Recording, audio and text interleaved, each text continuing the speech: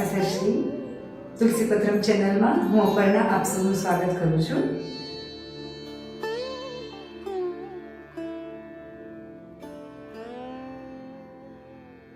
આજે એક નવા વિષય વિડીયો સાથે આવી છું.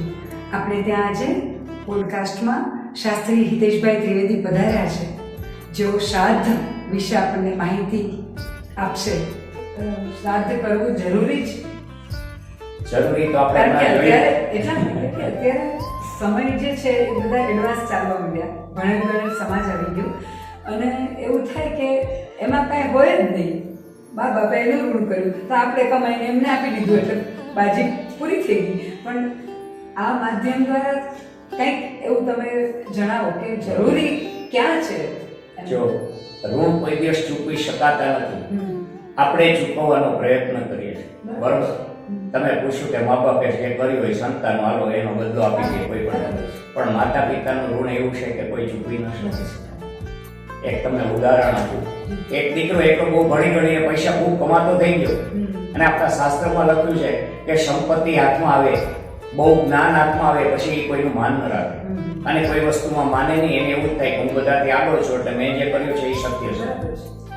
એટલે પછી એમના માતુશ્રી એક જ હતા, કંઈક ને કંઈક કહે એટલે એની સાથે થોડો વાણીથી પજ્યો થતો ચાલુ થયો.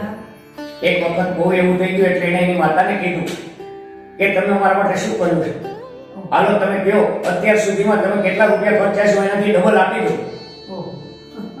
એટલે તમે હવે કોઈ દિવસ કહેતા નહીં કે મેં તારા માટે આ કર્યું મને જરી કઈ ગમતું નથી.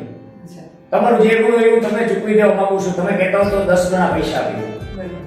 એટલે એની માતાએ કીધું કે કાંઈ નથી કરવું બેટા, એક દિવસ તું મારી સાથે રાત્રે શું, સવારે તને હું ઋણ મુક્ત કરી દઈશ, હું આશીર્વાદ આપી દઈશ કે કોઈ ઋણ તારું રહ્યું નથી અને હું જે કહું એ રાત્રે કરીએ, મારે જે જરૂર પડતી રહી તો કે કાંઈ વાંધો નહીં. એટલે બંને જણા સુતા. 12 વાગ્યા હશે એટલે માતાએ કીધું કે બેટા પાણીની તરસ લાગી. એટલે દીકરો ગ્લાસ ભરીને પાણી લઈ આવ્યો, પણ માએ હાથમાં રાખ્યો, દીકરો પાછો સૂઈ ગયો. એટલે માએ એના ઉપર પાણી ઢોળ્યું એટલે ઊભો થઈ ગયો. આમ ગમ્યો નહીં. શું કર્યું કે બેટા ગટપણ છે, નર્યો હાથમાં ગ્લાસ તારા ઉપર પડી ગયું, સોરી, ધ્યાન રાખજો, મારી નીંદર કેટલી ખરાબ થાય છે તમે જોવો. એ કે થોડીક વાર સુઈ ગયા. માતાજી બીજી વાર જાગ્યા કે બેટા પાણીની તરસ લાગી, ઓલો ગ્લાસ તો ઢોળાઈ ગયો હતો. ફરી વખત પાણી દીધું. આવી જ રીતે માતાજીએ બીજી વાર ઢોળ્યું એટલે ઓલાનો ગુસ્સો વધી ગયો પેલા કરતા. પહેલી વાર થોડોક સંયમમાં બોલતો, પછી બીજી વાર આખાય એટલો ઉશ્કેરાટ વધી ગયો, થોડુંક વધારે એવું થયું. એટલે માતાએ કીધું કાંઈ વાંધો નહીં, પાણી નથી પીવું ભાઈ, તું સુઈ જા, તું શાંતિથી સુઈ જા તો મને સારી નીંદર આવશે અને તને સુવડાવીને જ પછી હું કાયમ આટલા વર્ષ સૂતી છું. સુઈ ગયો. છતાંય આ ભાઈ સમજ્યા નહીં. માએ મને શું આટલા વાક્યમાં સમજાવવા પ્રયત્ન કર્યો. ત્રીજી વાર માતાજીએ કીધું કે પાણી પીવાની તરસ લાગી. એટલે ઓલો પાણી લઈ આવ્યો. માએ હું પીવું, થોડુંક પીધું, પછી બાજુમાં મૂકી દીધું. એટલે આને એમ થયું હવે ઢોળાય એવું નથી. પોતે સુઈ ગયો એટલે માએ લઈને એની ઉપર પાણી ઢોળ્યું એટલે હવે ગુસ્સા ચરમસીમા આવી ગઈ. ખૂબ બોલ્યો. પછી એને કીધું કે મને તમારે સુવા નહોતો દેવો એટલે આવું કર્યું. ત્યારે એને કીધું કે બેટા તું રાતે જ્યારે નાનો હતો ને ત્યારે હું તો તારી ઉપર પાણી ઢોળું છું, તે મારી ઉપર ઘણી વાર પેશાબ કર્યા છે, ત્યારે મેં કોઈ દિવસ આવો ગુસ્સો નથી કર્યો અને આખી રાત હું જાગી છું, તને કોઈ દિવસ ફરિયાદ કરી કે તમે કોઈ દિવસ ભીજાઈ તો તું 3 વખતમાં જ આટલો ગુસ્સે કેમ થઈ ગયો? કહેવાનો મતલબ એ છે કે જો એ ત્યારે એને ખબર પડી કે માતા પિતાએ જે મારા માટે કર્યું છે હું કોઈ દિવસ કરી ન શકું, ઋણ એની ચૂકવી ન શકાય. એમ માતા પિતાનું ઋણ કોઈ દિવસ ચૂકવી શકાતું નથી.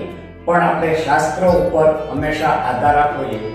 હમણાં આપણે વાત થઈ કે ઘણા એવું કે આ ન કરવું જોઈએ, આ માનતા નથી, આવું ઘણું બોલતા હોય કે આ કર્યું પણ આનું કઈ પરિણામ નથી આવતું. કોઈ એમ કે ભગવાનની પૂજા કરી, યજ્ઞ કર્યા, આનું કઈ પરિણામ નથી, ખોટો સમયનો અને પૈસાનો વ્યય થાય છે.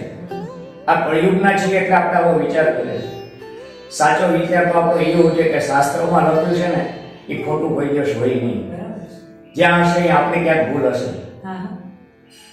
આ સ્વીકારતા જ્યાં સુધી શીખે નહીં ત્યાં સુધી ધર્મોના કર્મના કોઈ ફળ આપણને મળે નહીં, કારણ કે વિશ્વાસ વગરની વસ્તુ થઈ. મેં કીધું કે શ્રદ્ધા રાખીને કરો એ જ શ્રાદ્ધ છે. તો તમારી શ્રદ્ધા તો ડગવી ન જોઈએ. ભગવાનમાંથી કે ભગવાનના કાર્યોમાંથી, ભગવાનના આદેશથી જો આપણને શ્રદ્ધા ન રહે તો પછી એના ફળની આશા રાખવી ન જોઈએ. બરાબર છે. ખૂબ સરસ માહિતી આપી. તો મિત્રો, આપણે જોયું કે શ્રાદ્ધ એટલે શ્રદ્ધાથી કરેલું કોઈ પણ કર્મ. તો પૂજ્ય શ્રી શાસ્ત્રીજી હિતેશભાઈએ ખૂબ સરસ, ખૂબ ઊંડાણપૂર્વક અને અદ્ભુત શાસ્ત્રોક્ત માહિતી આપણને સૌને આપી. આપણે જરૂરથી કટિબદ્ધ થઈએ આજના દિવસો, જે પિતૃ શ્રાદ્ધ દિવસો ચાલી રહ્યા છે એમાં, કે આ શ્રાદ્ધ કર્મ આપણા ઘરમાં પણ કરીએ જ. જરૂરથી એ કરવા માટે કટિબદ્ધ થઈએ અને શ્રદ્ધાથી કરવા માટે કટિબદ્ધ થઈએ. તો ફરી મળીશું આવા જ નવા વિષય, વિડીયો અને નવી અનુભૂતિ સાથે. અત્યારે રજા આપો. આપણું અને આપણા પરિવારનું જતન કરવાનું ભૂલતા નહીં. મારી ચેનલને લાઈક કરજો, શેર કરજો, સબસ્ક્રાઈબ કરજો. આવજો.